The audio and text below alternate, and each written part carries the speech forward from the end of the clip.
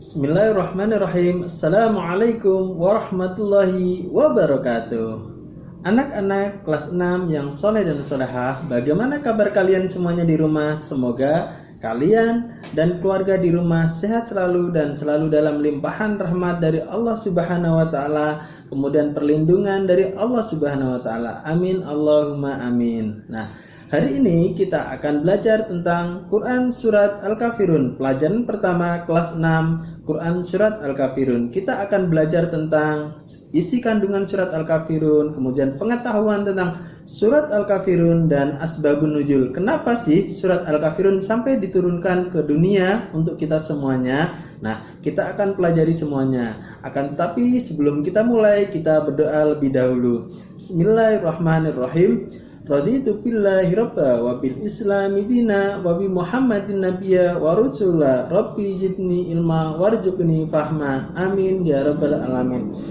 Langsung kita akan lihat slide pertama tentang Quran Surat Al-Kafirun. Bisa dilihat. Nah, di urutan pertama lihat Quran Surat Al-Kafirun. Kata Al-Kafirun artinya orang-orang kafir, ya.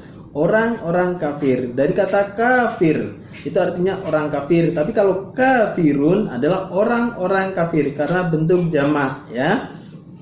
Kenapa namanya kafir, Pak? Orang-orang kafir. Nah, kafir artinya menutup. Menutup dari apa? Menutup dari keyakinan bahwa Allah Subhanahu wa taala adalah Tuhan yang esa.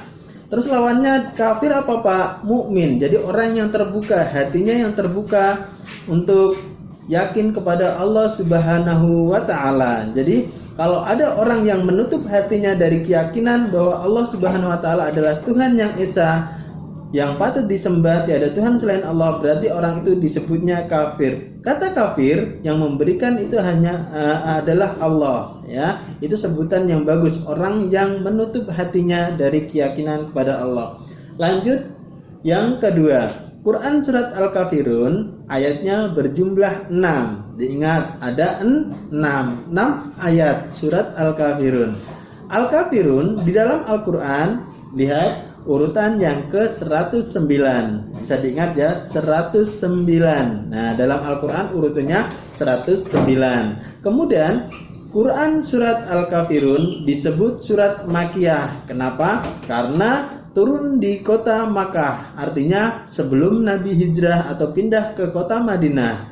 Kalau pindah ke kota Madinah disebutnya Madaniyah, karena surat Al-Kafirun diturunkan sebelum Nabi hijrah, maka disebutnya surat Makkiyah.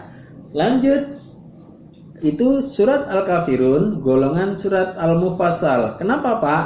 Disebutkan karena termasuk golongan surat-surat pendek. Karena surat Al-Kafirun suratnya pendek, ayatnya hanya 6, maka disebut atau digolongkan ke dalam golongan surat Al-Mufassal, ya. Kemudian yang terakhir bisa dilihat surat Al-Kafirun diturunkan setelah surat Al-Ma'un.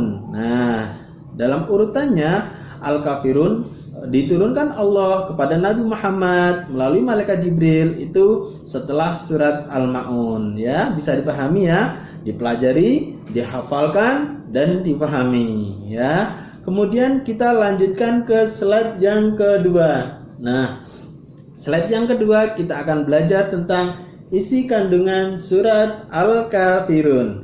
Surat Al-Kafirun menunjukkan perbedaan sesembahan, perbedaan dalam menyembah, ya, ibadah kaum muslimin dengan orang-orang kafir.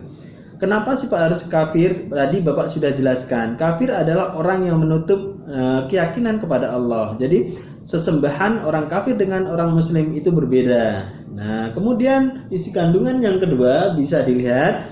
Surat Al-Kafirun berisi tentang penolakan yang tegas atas ajakan orang kafir Quraisy untuk menyembah berhala meskipun sesaat. Nah, dengan tujuan apapun bahwa sesembahan umat muslim berbeda dengan sesembahan orang-orang kafir. Jadi waktu itu ada negosiasi orang-orang kafir dengan Nabi Muhammad yang mana mengajak gantian sesembahan. Orang kafir mengajak Nabi Muhammad dan kaumnya untuk menyembah apa yang dia sembah, dan mereka akan menyembah apa yang disembah Nabi Muhammad, apa yang kita sembah, tapi ditolak melalui surat Al-Kafirun ini. Nah, nanti akan dijelaskan asbabun nuzulnya. Kemudian nomor 3, di urutan yang ketiga, surat Al-Kafirun menegaskan tidak ada kompromi dalam perkara akidah.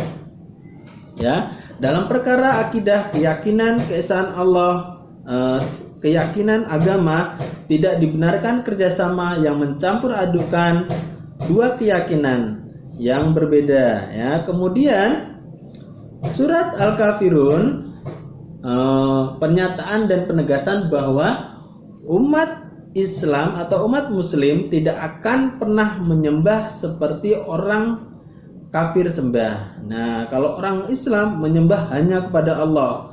Tapi kalau orang kafir tidak tahu, entah itu berhala, entah itu pohon, entah itu apapun, ya, dan berbeda.